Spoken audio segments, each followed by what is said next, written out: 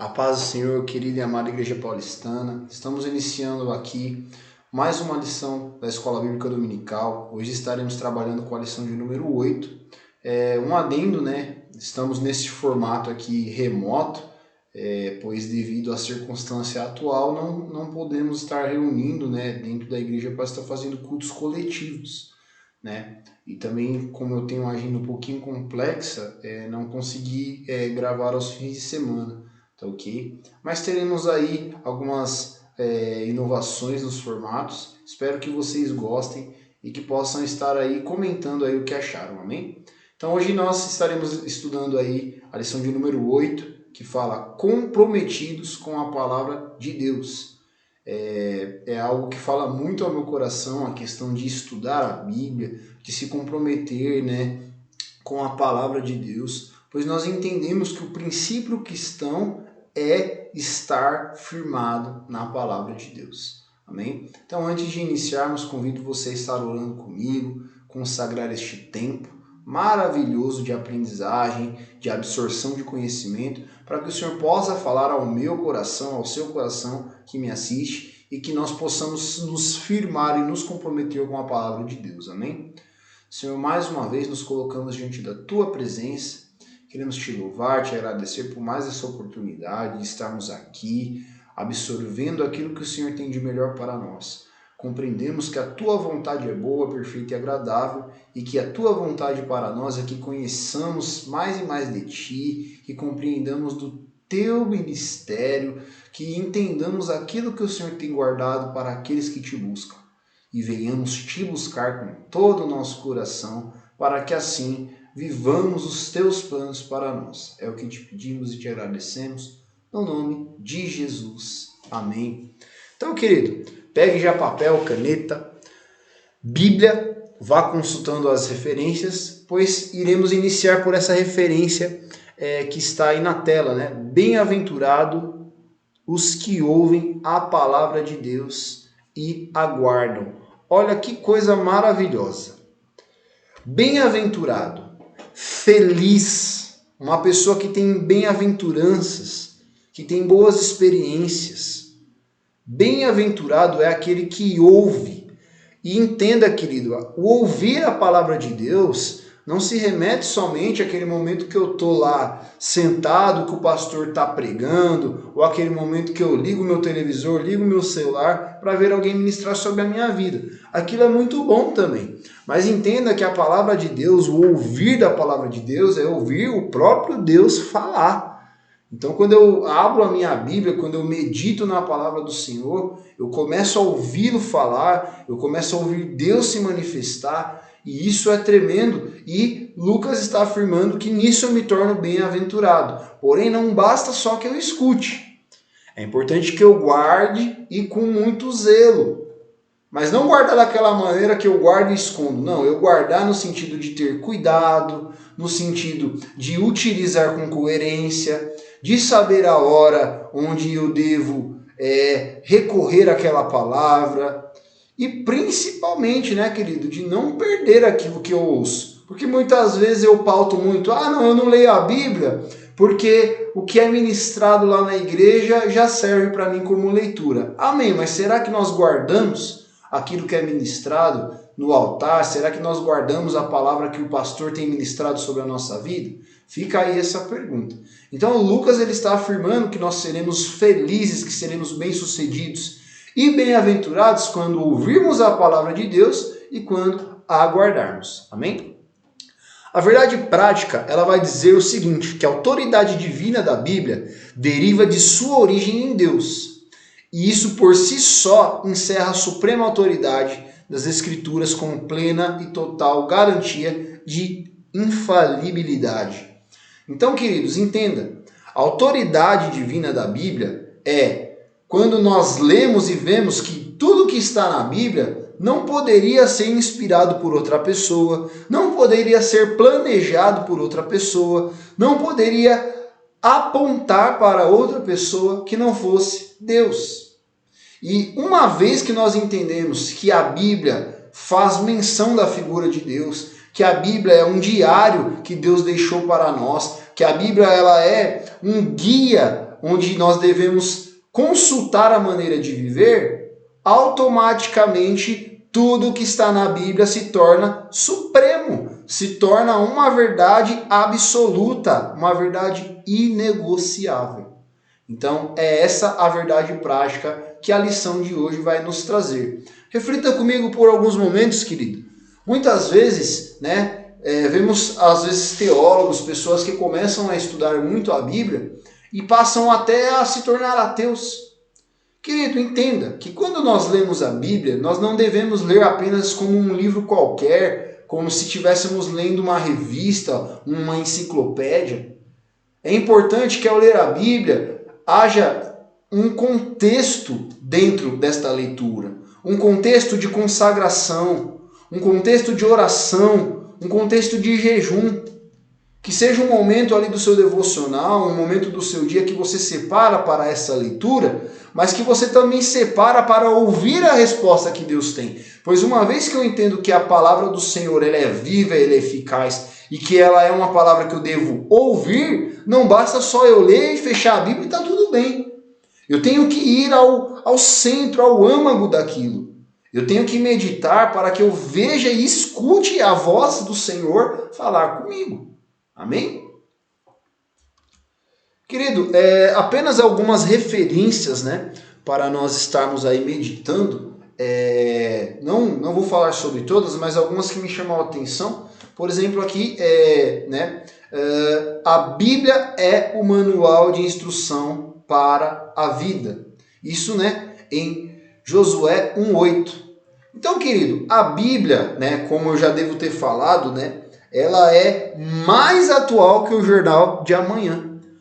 Quando você lê, por exemplo, o Pentateuco, os primeiros livros ali que foram escritos por Moisés e tudo, você começa a ver algumas ordenanças de Deus que se referiam para os costumes da época.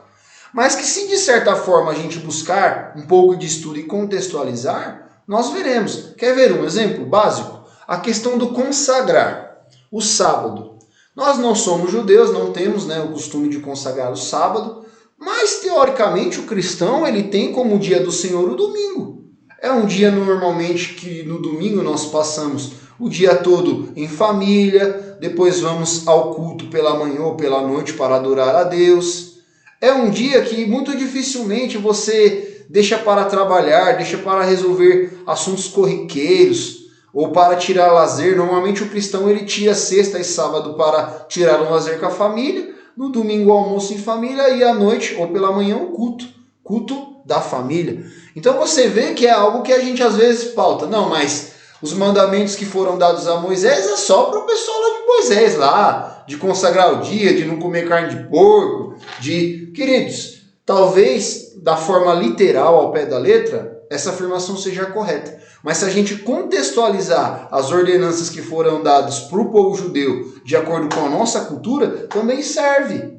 De a gente ter cuidado com o nosso corpo, com a nossa vestimenta, sabe? De andar bem vestido, de andar bem cuidado. Se eu sou o templo do Espírito, querido, eu tenho que ter cuidado com a minha aparência, vigiar na roupa que eu visto, vigiar nas palavras que eu digo. E isso eu não preciso, de certa forma, de ter um mandamento redigido para dizer que Deus se agradaria se eu seguisse. Amém?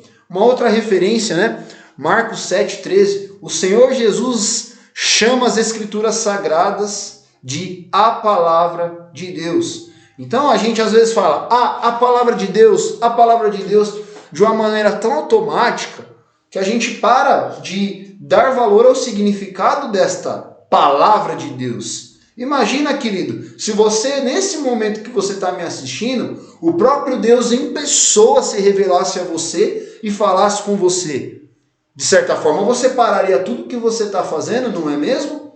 Para adorá-lo, para ouvi-lo falar. Mas por que muitas vezes, no momento da palavra lá na igreja, a gente vai ao banheiro, começa a conversar, começa a mexer no celular, vai lá na cantina, sendo que Deus está falando, que é a palavra de Deus que está se manifestando, e a gente não valoriza tanto esse momento.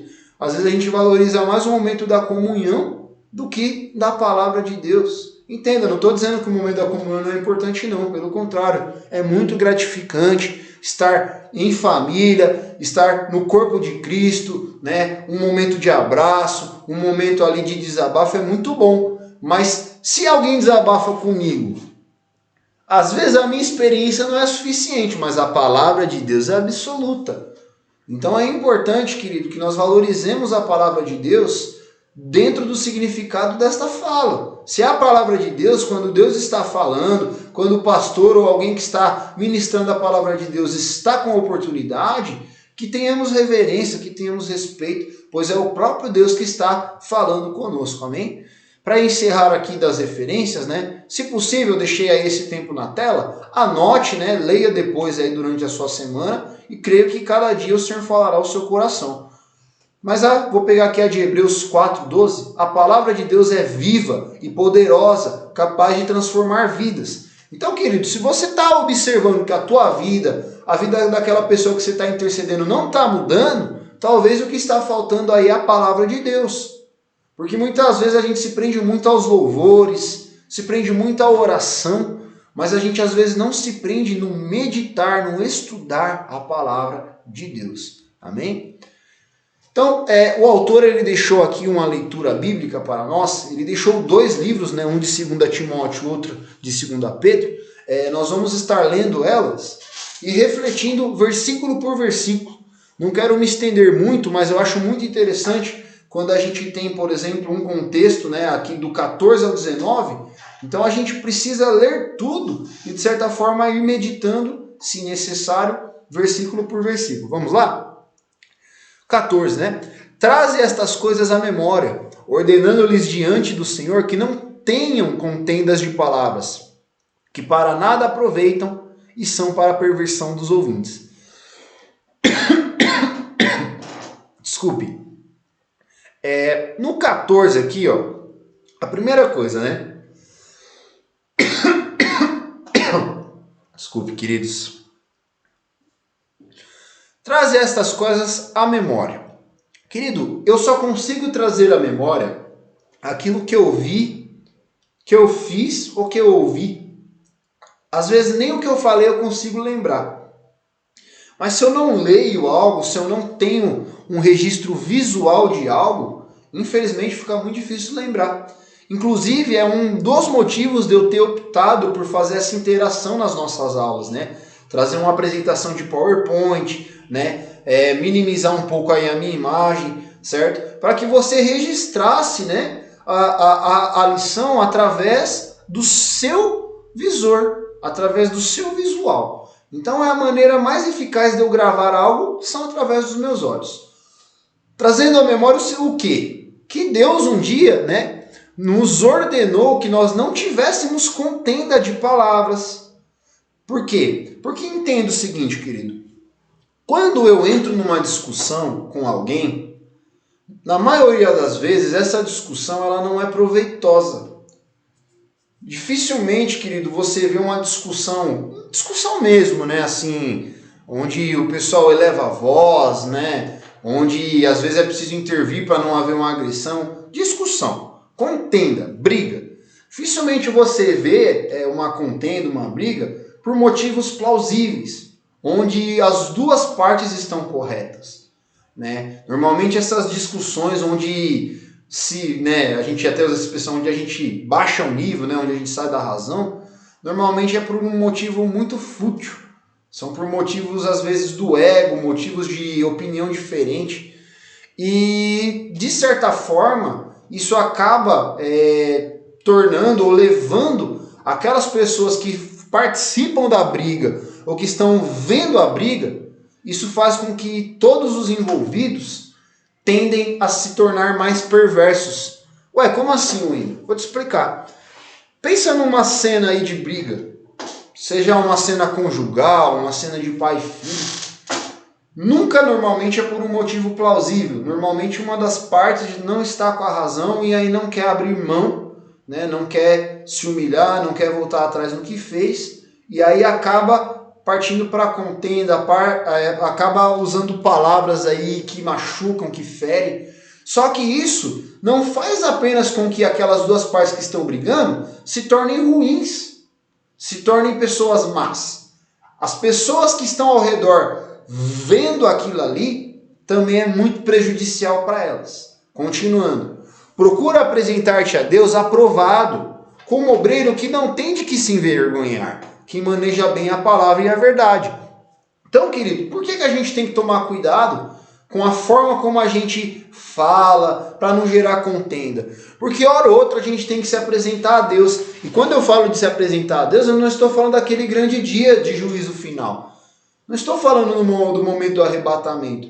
Eu estou falando no momento, querido, onde você dobra o seu joelho, onde você vai entregar a sua oferta, onde você vai derramar a tua adoração perante a Deus, no momento em que você vai recostar a tua cabeça no travesseiro e refletir sobre o seu dia. Aí você está se apresentando diante a Deus.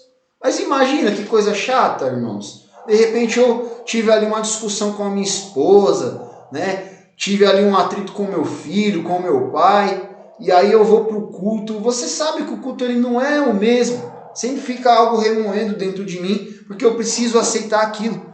E de certa forma, a próprio versículo está dizendo, porque eu tenho que ser um obreiro que não tenha de que se envergonhar. Porque Deus ele não me acusa, o Espírito Santo ele não me acusa, mas de certa forma ele me convence ao arrependimento. E de repente, naquela circunstância onde o Espírito Santo está me comovendo, né, onde o Espírito Santo está me levando ao arrependimento, se eu não tenho tempo de remediar aquela situação, então, queridos, é mais interessante eu me prevenir ao erro, né, eu prevenir que eu não caia, do que eu sempre estar esperando que Deus me levante. Amém? Mas evita os falatórios profanos, porque produzirão maior impiedade. Isso aí fala muito a respeito da fofoca, né? Porque quando a gente faz fofoca, querido, nunca é para ajudar a outra pessoa, né? Quando a gente faz fofoca, normalmente é só para ver o mal. Se eu falasse de alguém com o intuito de ajudar, primeiro que eu não falaria para terceiros. Vou repetir, viu, querido, para você gravar. Se eu falo algo ao seu respeito com o intuito de te ajudar, eu não deveria falar para outra pessoa, eu deveria falar para você. Se eu vejo que você está fazendo algo errado, algo ruim, a maneira mais sábia é eu chegar em você e falar, ô, querido, não seria melhor você de repente mudar isso daí, ou você não está precisando de ajuda nessa área? Agora, se eu pego o que está acontecendo com você e vou levar lá para o pastor, querido, isso é fofoca. Ninguém vai ganhar com isso, ninguém vai agregar nada com isso. Amém? E a palavra desses roerá como gangrena, entre os quais são Himeneu e Fileto. Então imagina, querido, né, aquela doença, né, que gangrena, né? De repente você sofreu ali uma hemorragia, sofreu um acidente, teu braço ele começa, né, a ficar petrume, vai gangrenando, aquilo apodrece todo o teu braço e fora que começa, né, a contagiar todo o restante do corpo. E a palavra de Deus está nos dizendo que esses falatórios, eles são comparados, né, essas palavras, elas são comparadas à gangrena. Que quando a gente começa disseminando essas palavras, essas fofocas, né, a gente atrai doença não só para nós, mas para todos aqueles que estão ao nosso redor. E olha, né, não vou ler tudo por causa do tempo, mas olha que coisa tremenda. Por que o autor ele fez questão de comparar a fofoca, os falatórios, com a palavra de Deus? Porque, querido, entenda, e é algo profético que eu tenho para falar para a sua vida. Quem está alicerçado na palavra de Deus não tem tempo para fofoca, não tem tempo para intriga. Quem está cuidando da obra de Deus, quem está cuidando do reino, não tem tempo para ficar falando mal da vida dos outros. É uma verdade dura, mas é verdade.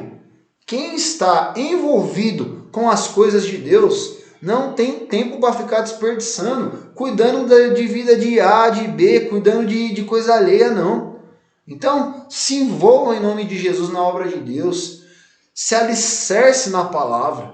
E eu tenho certeza, querido, que quando vier a tempestade, você será igual àquela casa que estava firmada na rocha.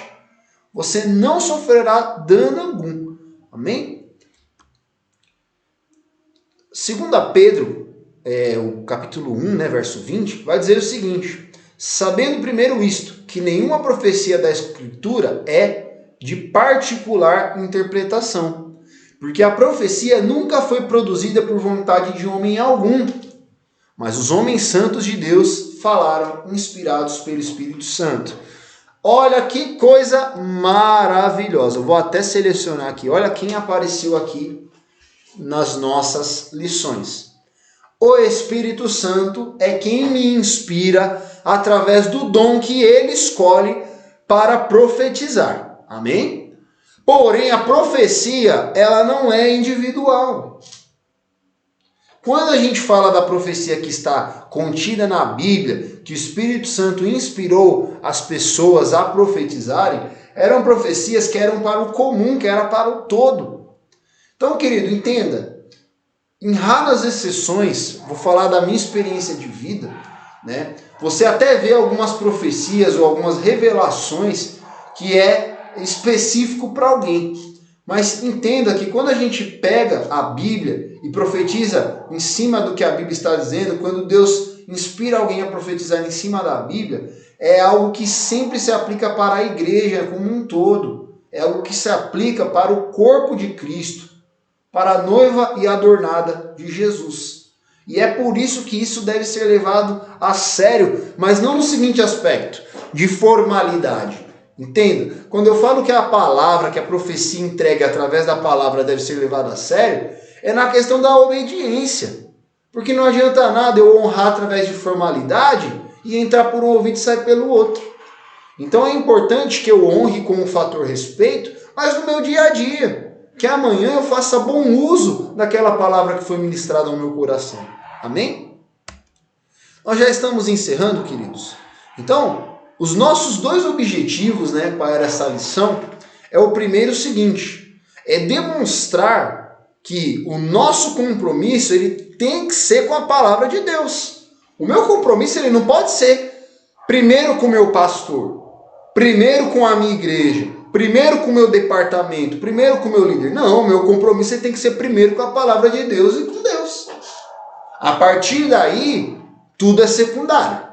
Mas aí tem que ter. Mas entenda, olha como é tremendo. Se eu estou comprometido com a palavra de Deus, lá na palavra de Deus ele vai me dizer que eu não posso andar com qualquer pessoa, que eu não posso sentar em qualquer lugar, que eu não posso comer algo que o meu irmão se escandalize, que eu não posso vestir qualquer... Então, quando eu tenho a palavra de Deus como meu primeiro compromisso, como minha prioridade, a própria palavra de Deus vai dizer que eu tenho que ter compromisso com o meu pastor. A própria palavra de Deus vai me dizer que eu tenho que ter compromisso com o meu líder, que eu tenho que ter compromisso com o meu departamento.